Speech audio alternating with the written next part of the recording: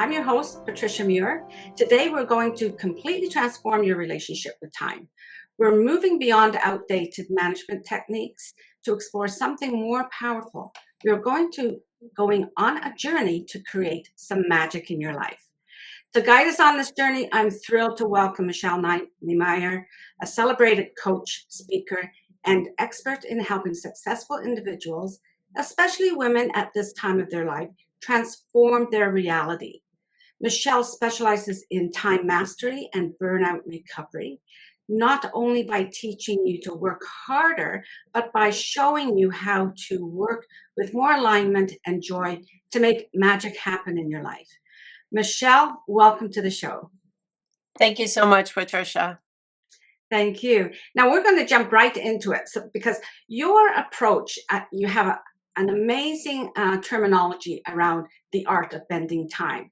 So your approach is it's more about efficiency. So talk a little more about your concept of the art of bending time. Okay, so I'll give you the basics because I know our time is short here and I don't want to waste any of it. So essentially, everybody has the same number of minutes and hours. We see time often the way we were taught. We have 24 hours in the day and we look at a clock and we see how many days we have in a week and a calendar and all that kind of thing. But yet there are people who have incredibly successful lives and always seem to make the things happen that matter for them. And other people who can't seem to find their way to the bank and home without wasting time and not getting the things done that they need. So what's the difference? And that is where the art of bending time comes in. So generally, the concept is that although, yes, we have hours and minutes and time as a concept of a linear construct, the real effectiveness comes when we start connecting the dots in our lives so that we have clarity on what matters. I'm sure you've heard of the business concept of the 80-20 rule, where 80% of the things that matter are, accomplished in 20% of the time or 20% of the tasks. And that, a lot of times, many of us have had the experience of having piles of things growing on our desk. And when we, at the end of some period of time, we clear that out, we discover that most of it's junk that wasn't needed in the first place. So a lot of this comes down to really becoming aware in a very strong way of what matters. What is it that lights you up? What gives you joy? And the reason I say this is because this isn't just about checking things off on a to-do list, right? It's about living your life in the best way you can. And in doing that, taking the actions that you're taking, making sure that those things are furthering your goals and that your goals are things that matter to you. Now, you made me think of like usually on our to-do list. I think the reason why we call it to-do list is because there's a feeling of responsibility behind it. So I love the idea of aligning what I'm doing, the time I'm spending, or the energy that I'm spending on certain things that are aligned with my goals. But how do we negotiate for those things that are our responsibilities that have to be done, such as going to the bank? That's one thing, right? And how do we bend our time? That's not necessarily a joyous thing, unless you're depositing a lot of money. But there's still those things, correct, that are responsibilities that have to fit in there somewhere. Of course. And, there are a lot of things we can do there. As technology progresses, if we stay on top of that, there are all kinds of options available now that can help you to reduce the time that some tasks take or to eliminate them off your desk completely. It used to be that you had to be able to afford, for instance, let's say, first of all, if you're a corporate executive and you have staff, you shouldn't be wasting your time doing things. If you're a manager or an executive, you should not be spending your time doing things that your staff should be able to take responsibility for. So, although, yes, you're responsible in the end, your best use of your time is training qualified people, giving them ownership, and trusting them to do a good job in what they do. And obviously there's training involved, and there's a level of trust. And this is something that I've seen a lot with people I work with. Giving that level of trust to someone else isn't easy for everyone. Some people are micromanagers. But when you are a micromanager, you will be wasting your time doing things that frankly you shouldn't be spending your time on. So that's part of it, right? Is that, yes, it's your obligation to make sure the expense account is completed, or make sure that your department's budget is reviewed every month, or whatever that might be. There are certain things you can't delegate, but there are lots of things you can delegate. And when you allow your staff to grow and give them ownership, they will feel more successful and better in their jobs as well. So for yourself, yes, definitely. If you're coming out of corporate, you're going into your next chapter. You've been under a very structured structure for delegation. You've learned about delegation. You've learned about accountability, and moving that into a chapter where you don't have that structured time anymore. Okay, so that is quite often one of the challenges for people who are going into the next chapter, because many of them really enjoyed that structure. Many of them really enjoyed their to-do list as being the structure, and now that's wide open. And the reason why I'm bringing this up is because this is the time for us to really take a look at the joy in our time, and the magic, like you talk about, the magic in our time, rather than sticking with the old time management rules, and rather than time management, maybe energy management, because in a new chapter, our energy is different as well. So can you speak on that transition to a point where you're not structured, and what that might look like in not managing, but leading, let's say leading your time and creating the magic that we're talking about? Okay, so I think the best example I can give for you, and I'm going to jump, the art of bending time has several stages, and I'm going to jump ahead to the higher levels for you here. Okay. The lower levels, just so you have a concept of where this fits in, I start people on something I call a busyness detox.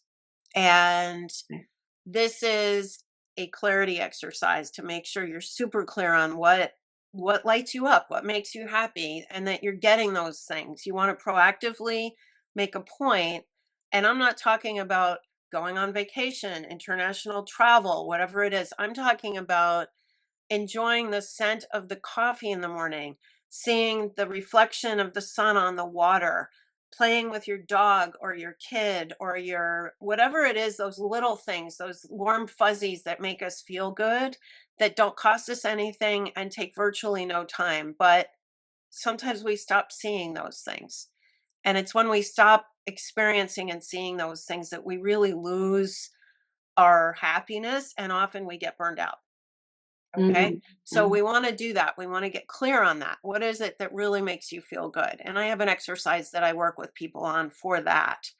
Then we work on getting basic healthy habits, sleeping enough, hydrating, eating good food, and moving your body. Very simple, very straightforward. You don't have to compete in a bodybuilding competition. You don't have to be a perfect keto or paleo or whatever type, diet person you consider yourself. Eat healthy food, eat the rainbow, as I say. Eat lots of different colors of foods. Don't eat a lot of fried stuff. It's basics.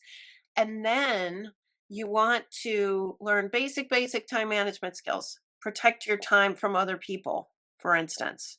I love that. Get Protecting rid your of the time. I love notifications. it. things like that. Yeah. So when you've done all that, and then we work a little bit on mindset, then we get into some goal building and some deep analysis. And this is what I want to talk to you about on this piece of it is if you're shifting into a different time in your life, it's really important for all people, no matter what stage of your life you're in, to have goals. Whatever those goals may be. The goals may be the C suite, the goal may be creating some kind of a charitable organization or participating in something or building something for your family or for your community. Whatever it is for you, you want to have goals. Mhm. And those goals should be in alignment with those things that light you up. Mhm. Because you don't want to be working on goals that kill you. You want to be working on goals that light you up and make you feel happy. Give you some of that, right? Yeah. I love so many points that you made there. The goals being like the bigger picture of life, something for you to look forward to. Mhm. That makes you a little more intentional, or it encourages you to be more intentional about the energy and the time that you're spending throughout the day. It's like envisioning your day and what that's going to look like. And the other point much earlier was about, I love that busyness talks. Sorry, Busyness detox. detox. Thank you. I love that concept because I speak to so many people that think they've got and no, they have a great life, but they think life is all about, I don't know how I had time for this when I was working in corporate because I am so busy now. So I asked them, what are you busy doing? And I would say the 80-20, 80% of it is busy work with chores, not chores, but things that they have to do for other people or to keep their life organized. It's not, they are chores, basically. They are not intentional moments of joy. And the Mhm. other point that you made about being so intentional to get the joy out of some of these things, like planning your meals, enjoying your meals, sitting down with your meals rather than sitting at the counter and eating. You sit down and you enjoy those times. So I can see that's how we bend time to be magical for us Mhm. when we're making that transition. So thank you. I just loved what you were saying there, especially that detox, because people think, oh, I'm busy, so everything must be okay. And if you're busy, like I know people are busy taking in packages for other people who are working, or busy looking after children that come home from school, or busy with the dry cleaning and things like that. Uh, that is not, well, children, looking after children can be magical time. But when it becomes a expectation, then that's not bending time for joyful time or magic for yourself, right? So Unless it's what you love. unless it's what And you then love. it is. Yeah. So this is where, it may be that you just really get an incredible amount of joy out of spending time with children. Yeah. And if that's what lights you up and makes you happy, and then absolutely make a Hmm. point of Yeah. putting that time in that way because it'll give you something that feeds you. Yeah. But if it's a drain on you and it's not something that you enjoy and you're just doing it because you feel obligated, because Mm. someone else has said, "Oh, you're not working right now. Maybe you can take care of Exactly. Joey 5 days a week while I work." Exactly. That's a different story. Yeah. And, we do need to have, and a lot of, especially women, a lot of times feel obligated to do things for other people. I Yeah. call this other people's priorities. Hmm. We can, obviously, if the other people's priorities align with our own and it makes sense, great, go for it. Hmm. However, if you find yourself constantly saying yes to things that don't fuel you, that don't make you feel good, and that don't further your bigger picture goals, Yeah. then you want to step back Yeah. and you want to find a kind way of saying, perhaps you need to find a different solution Hmm. Hmm. Hmm. because you can't be everyone's solution to all their problems and not take care of your own. Hmm. Hmm. Yeah, and sometimes it's an expectation out, like a societal expectation that you should love doing these things, right? And like no judgment. There are people who love looking after their grandchildren. Um, Hmm. but there's also the expectation sometimes that that's what a person who is retired in the traditional sense should be looking forward to. And it's not always in their big picture of their goals of what they want to do. And so it's some of this societal myths around that. So I'd like to talk about one now, and that is about time management and the Hmm. pressure that we have to, whether we're working or not, work life balance. There's got to be some kind of opposite to our life that we have to balance. Can you talk about that a little bit about that myth and how we can debunk it for ourselves? I absolutely. Good. So, and before I do that, I want to just share a phrase that you mentioned should. You should Yes. do this. I've heard this phrase, I just love it, that has to do with shoulding all over yourself. Yeah. Yeah. You can't. You should not be a word that you use in defining what matters for you and what, you know, yes, we have obligations to our families. Yes, we have desires to be part of something, but we can fit that in ways that fuel us, or we can fit it in ways that don't. Mhm, And we need to be very clear, again, the clarity about what lights us up, and mhm, use that, because it's when you're not getting those things that light you up that you really just stop being healthy. mhm, mhm. So let's talk a little bit about quote unquote work life balance. Okay. Alright. Can I use do we need to keep this G rated here, or Go for it. We're all adults. okay, work life balance is bullshit. It's absolutely a myth. It's not real. Mhm, We are whole human beings who live whole lives. And for us to consider ourselves to be expected in some way to compartmentalize so that we have a work life and a life, it doesn't make sense. And quite frankly, the nomenclature of it is very negative. mhm, And I had a really interesting conversation a few weeks ago with someone who pointed out the fact that if when you say work life balance, it implies that there's no life in work. mhm. That's Like your work is bad and your life is good, and you're supposed to somehow balance out this negative thing called work by having a life, mhm, right? mhm, And that's just not realistic. What's realistic is that we are human beings who are on this earth doing things and existing, human beings, not human doings. And work for some people is a means to an end, in that they get a paycheck, and that's they punch the clock and they check out, and they put the money in the bank and they use that to pay their bills, and that's okay mhm, if that's how you want to live your life.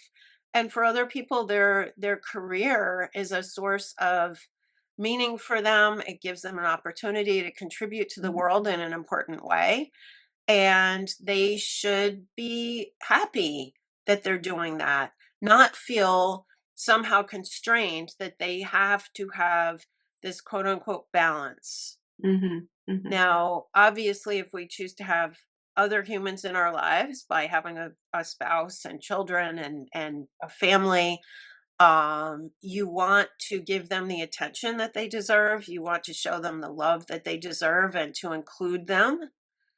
Um, but does that mean that if you leave your office, you shouldn't talk about work? You shouldn't have any kind of connection between your work life and your family life? mhm, mhm, I don't believe that's the case. mhm, And my belief is that that's detrimental in the long term. mhm, If your spouse isn't included in conversations, you come home stressed, you come home frustrated after a bad day, and and you just bring emotion home without context, then your family suffers Yeah. from that. Mhm. Mhm. Mhm. Yeah, and there is a real disconnect then in, like you were talking about being a whole person. There's a real disconnect then for a whole person of having Yes. something that is very different, that is deemed to be different, that you do not bring home, or it's the same as bringing your whole self to work as well. Like we've gone through decades where whatever's going on in your personal life, leave it at the door, right? Right. But that's not bringing the whole person. And Mm-mm. I think it's one of those myths that's been very damaging for our generation of people who have built careers, because it has made us in a way like two different people trying to make sense of how do I get harmony in my life when it's not supposed to be harmonious. It's supposed to be this battle of scales all the time. If work's going okay, then must mean my personal life is not is suffering some way, and vice versa. So I talk about people about you can't put life on scales like that. Mhm. You need to find a way to harmonize those things so that you're not disconnected. Oh, Yeah. absolutely. And the other thing is that when people open up in both sides, and I call this connecting dots, and when I'm working with people I'm coaching, I actually have homework for them where they proactively cross lines to talk to people at work about personal goals, and to talk to people on the personal side of their lives about work related things, so that they can expand the networks that they already have and connect the dots between them. Because what happens when they do that is they actually often find, I'll give an example. I want to learn to become a pilot, let's assume. And I go into my office environment, and I don't know much about becoming a pilot. I know there are flight schools that cost tens of thousands of dollars, and I know that, I don't have that kind of money in the bank, and I don't know how to do it, but I've always wanted this. And I go into the office and I say, "Who do you know who's gotten a private pilot's license?" And I talk to a few people, and it turns out somebody's uncle has had a pilot's license for a long time, has a plane, takes his family on vacations, whatever. And I ask for an introduction so I can ask some questions and learn more about what to do. And I find out from that person, oh, there's a club. The club owns the planes. The instruction is reasonable because people volunteer their time. This is for real. And, because of that, someone's what could be a very expensive and very long journey to learning to become a pilot becomes a shorter one. And also, now you've made a new friend at work because you've met your work colleague's uncle who's helped you out with something. Mhm. And this connects you on a deeper level than it would have otherwise, where your work is just a transactional connection. And flip side, perhaps you go into your personal life and you talk about something you do at work, and you find out that your spouse has a colleague, and that all of a sudden you've got a business connection in a way that helps you in your work life. Right. Mhm. So Mhm. these things, if you're more fluid about them, they expand your network, they expand your ability to get knowledge and mentorship.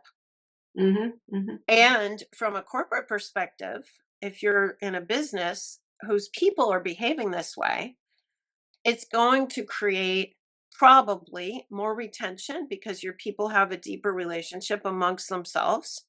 And it's probably going to expand your company's influence in the community because your people are out there connecting their work and their life and sharing what it is they do. Mhm. And that means that you're probably going to have better recruitment and better retention of employees, and a better presence that will drive sales and marketing and all the rest. Mhm. Mhm. So, Yeah. in the end, keeping you in your work box and your life box, it just limits your potential. Mm. The profound thing about what you said is that you are sharing your goals with other Hmm. people. I think what the expectation has been, or the fear in the past has been, you're not sharing goals, you're sharing challenges. So that was so profound what you talked about, is like sharing your goals on both sides of your life. And that's where you start to become more of a whole person, because your network becomes more of a whole support system for you. So Exactly. And I this hope, can expand well into your post career life. yes, yes. I'll give you an example, and this is just, something I think that in a sense, this sort of older school mindset about work ought to come back, and it's sad that it hasn't. It's recently. But my grandfather was with the same company for many, many years. And literally until the year he died at 90 something, he still attended meetings of retired executives from the company that he retired from. Mm-hmm. That's They were interesting. friends with a common background they got together, they visited each other, sometimes they traveled together. They didn't have to do that. And in today's environment, I don't think many people would. No. Because when you lobotomize your work from your life, you don't have the connections that make you want that. Mm-hmm. Mm-hmm. And when you're taught that work is bad and life is good, when they're really both the same, Mm-hmm. you're taught to avoid that work part as you get older. And Yeah. what is the Harvard study found about longevity? Relationships are everything. Mm-hmm. Mm-hmm. So, do you want to cut off the relationships that you've had in the vast majority of your life because now you're retired and you Mm-hmm. only hang out with your family? Mm-hmm. You Yeah. know? For yourself, isolation. Yeah, or Yeah. so those things Hmm. matter a lot. Well, thank you so much. You've given us permission to throw out that old stressful rule book and embrace Yeah. something more powerful, joyful, both living and working. So I'd like to recap some of the key takeaways for today, is that we can become time benders, like take a look at your time, shift our perception of time. It's not a trap, it's something that's open for us to bend a little. We can make magic happen by aligning our energy and our intention, making those moments where in the past we would see it as part of a to-do list, and reframe it in a different way where you are intentional about those actions and you're enjoying those times, so you can make magic out of it. And the third one is that we can finally free ourselves by debunking the myths that we've heard about time management and the work-life balance. So I give everyone permission to debunk that in your life. Thank you so much for sharing your wisdom and incredible energy today. This is amazing. Michelle, could you share with the audience a moment when you felt that it was time for you to take a look at your life and remaster it in some way? Well, I'll be very short with this. I was diagnosed with an autoimmune condition Mm-hmm. about 10 years ago, and that caused me to reconsider everything. Mm-hmm. And a lot of what forms the underpinnings of the art of bending time is what I learned from that experience. Mm-hmm. And having come out of professional burnout myself and then being forced to completely rethink how I live my life Mm-hmm. Mm-hmm.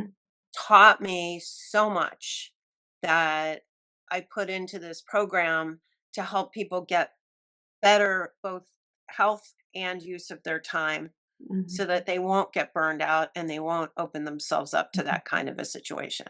Mm-hmm. Mm-hmm.